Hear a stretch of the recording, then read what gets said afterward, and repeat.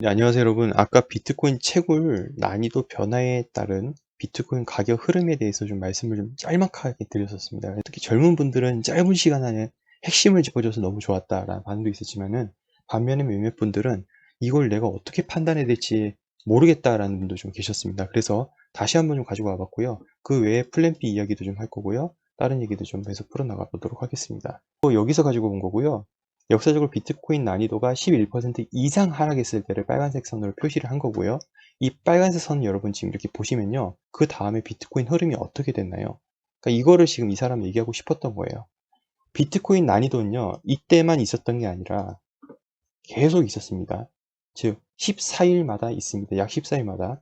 자, 비트코인의 블록 생성이 2016개가 될 때마다 난이도가 계속 조정이 되죠. 근데 보통 블록 하나 생성되는데 10분이 걸리고, 그래서 2160분 플러스 마이너스 있습니다. 정확하게 10분마다 블록 하나가 생성되는 게 아니기 때문에 이게 플러스 마이너스는 있지만, 여기에 60분을 나눠주고 여기 24시간 나눠주면은 대략 한 14일 보름마다 난이도가 바뀝니다. 그래서 얼마 전 7월 3일 토요일 오후 3시 반에 난이도 조정이, 역사상 큰 난이도 조정이 있었잖아요. 그리고 다음 난이도 조정은 15일 뒤에 있다고 지금 예상되고 있습니다. 그리고 예상되는 비트코인 난이도 조정은 마이너스 28%인데요. 15일 동안, 앞으로 15일 동안 난이도 조정이 예상되는 것은 계속 수치가 바뀝니다. 그래서 이것은 확정된 것이 아닙니다. 그리고 난이도 조정을 누가 하냐? 도대체 어떤 사람이 하냐라고 질문이 좀 많습니다. 그런데 이거는 이 자체가 알고리즘입니다. 이거는 그래서 비트코인이 존재하는 이유이기도 하죠. 이런 시스템 자체가요. 그래서 알고리즘, 비트코인 알고리즘이라고 말씀드릴 수 있겠습니다. 아까 말씀드렸다시피 블록이 2016개 생길 때마다 계속 조정이 됩니다. 이런 것들 자료를 보셨을 때 내가 판단하기 좀 겁이 나실 거예요. 그런데 그러니까 이런 자료를 보면 아마 누군가는 이렇게 얘기할 거예요. 여러분 오릅니다. 여러분 내립니다. 이렇게 해서 강하게 또 얘기하면은 누군가께 얘기해주면 되게 좀 편하잖아요.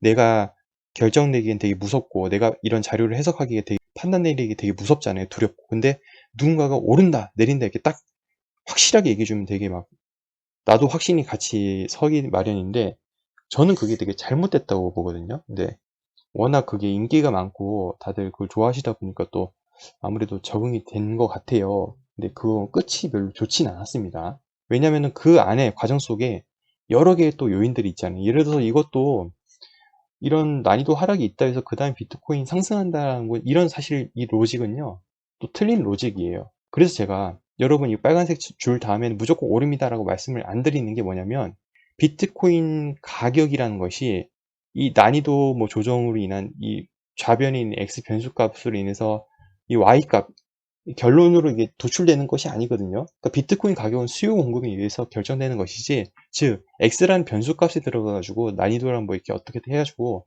비트코인 채산성에 대해서, 비트코인 채굴 수율에 대해서 뭐 그런 것은 우리가 계산할 수 있겠지만은, 이 비트코인 가격 값이 이 로직에 의해서 뭐 이게 됐다고 해가지고 정확하게 뭐 맞아떨어서 얼마가 돼야 된다 그런 건 없습니다. 그냥 수요 공급입니다. 그래서 그 부분을 여러분께서 좀 알아주셨으면 좋겠고요. 플랜 B 좀 말씀 좀 드리겠습니다. 어제 올린 거죠. 그러니까 자기 시나리오는 두 가지예요.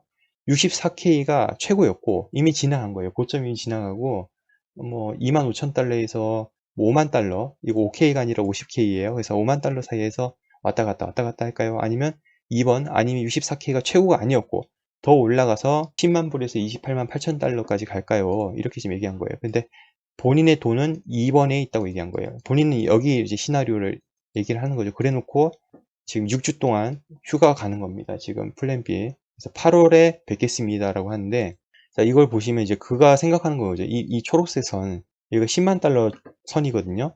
빨간색 선이 올라가서 초록색 선을 뚫고 이게 20만 달러, 이거 30만 달러거든요. 그러니까 28만 8천 달러가 여기잖아요. 진한 초록색. 그러니까 여기에서 여기까지는 가야 되지 않을까라고 본인은 생각하는 거예요. 그래서 아직은 그 뜻을 굽히진 않고 있습니다.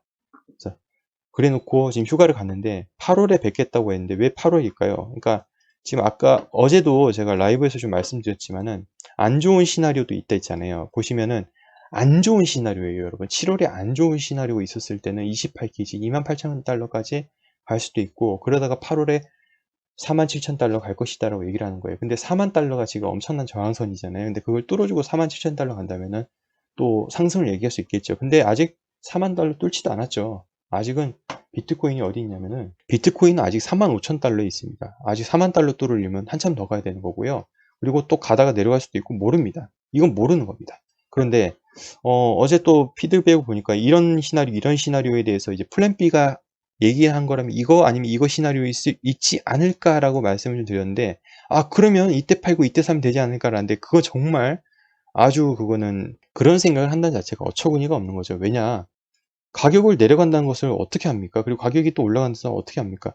다만 시나리오에 대해서 알고 있는 거고, 중장기적인 입장에서, 매수적인 입장에서 이거 내가 접근했을 때, 그리고 이런 상황에서 맞을 수도 있을 것 같아요. 그러니까 이런 거죠. 어떤 케이스에 맞냐면 저 같은 케이스예요.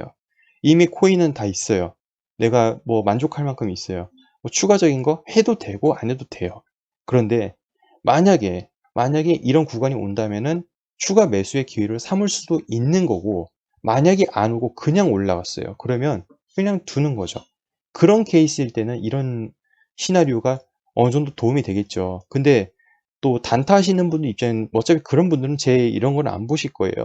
대부분 중장기적으로 하시는 분들이 제 채널을 보시기 때문에. 그런데 가끔씩 지나가다 보시는 분들 보면은 이때 팔아서 이때 사야지 라는 분이 계세요. 어떻게 수학 공식처럼 여기 딱딱 들어맞겠습니까? 그럼 아니 제가 그걸 안다면 제가 풀 레버리지에서 마진을 하지 않았을까? 네, 그런 생각을 또 해봅니다. 지금 봐야 될 건요, 여러분. 지난달 15에서 16에 FOMC 했던 거 다들 아실 거예요. 근데 그거 했던 거에 대한 회의 의사록이 공개되는 7월 7일, 이 지금 변수라고 하죠. 주시장에서는 변수라고 하는데, 만약에 그동안 뭐 강조되지 않았던 부분이 문서로 나오거나 아니면은 회원들 간에 서로 컨센서스가 별로 없었다. 그럼 시장에 충격을 줄 수 있다. 이제 그런 얘기인데요. 7월 7일이 언제냐면 여러분 수요일입니다. 다가오는 수요일에 우리가 좀 변수가 있을 수도 있으니, 그래서 FOMC 회의 의사로 나오는 것을 또 지켜봐야 될 것 같습니다. 지금 많은 사람들이 뭐 이미 포기한 것 같습니다. 제가 보기에는 막 다들 지쳐서 나가 떨어진 것 같습니다. 댓글로서도 그런 반응이 있어서 참 공감이 갔는데, 어떤 거였냐면 앞으로도 많은 사람들이 더 부정을 해야지 시장이 오를 거다라고 말씀하는 분들이 계시더라고요. 이쪽 시장은요, 다수가 움직이는 방향으로 가는 것 같이 하다가, 자금이 쏠리는 것 같이 하다가 다시 내팽겨 쳐집니다. 그러다가 사람들이 관심을 갖지 않고 아주 조용하고 암울할 때, 그때 또 준비를 하다가 또 사람들 놀래키죠. 그리고 또 확 둘러붙죠. 그러니까 여기가 되게 속도가 되게 빠르고 빨리 치고 빠지고 막 그렇습니다. 이 시장이 좀 특성이기도 하죠. 그러니까 친절하게 우리들의 호주머니를 두둑하게, 우리들의 지갑을 아주 막 두둑하게 만들어 준다고 생각하지 않습니다. 여러분, 이것이 미래입니다 하고 그 예산 자료가 한 번에 딱 나와가지고 우리들에게 확신을 주는 것은 거의 저는 없을 거라고 봅니다.